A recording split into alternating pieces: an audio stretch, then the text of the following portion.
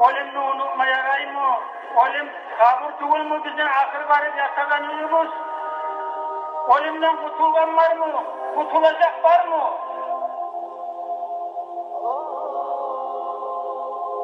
Yok kardeşler, olimden kurtulgan da yok, kurtulacak da yok.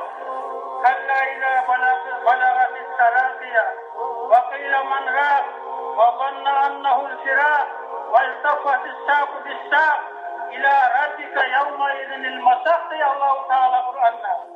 Gerçekten can tamakta yetişken zamanla bir innege adamları ya şuvar bir kömek ellege, şuvar bir darmanenle adam yok mu da baktarlar zamanla. O canı tamamına yetişkenle o adam yakın kuyla bilgen zamanla ozu hali dünyeden ayrılacağınla, ozunu ahli yaşlarından ayrılacağınla, malı mülkünden ayrılacağınla yakın bilgen zamanla, kutla, sırmandan zamanla, ozu canlarmanı bıyığılığından, ona çoğunluğun yettiğize haydağınlagan munne bayta Allah-u Teala. O gün var kardeşler bizim avramız aldı bizde. O gününü unutma yarar mı?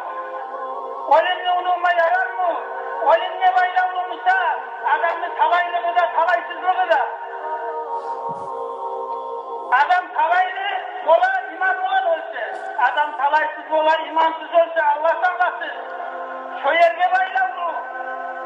Yani bununla dünyada eşit kurbanacakları bizde bayla unutuğul. Şu ahiri bizde bayla unut. İman olan öleriz mi, imansız öleriz mi? Solaymışsa olimni unutma yarar mı arkadaşlar? Çosayalı, solaysa olevenle iman olan ölen mi, imansız ölen mi? Soyerge baylar usayalı, Allah'ın ulusuyla kulları, peygamberler de, Allah'a yuh valiler de, sonra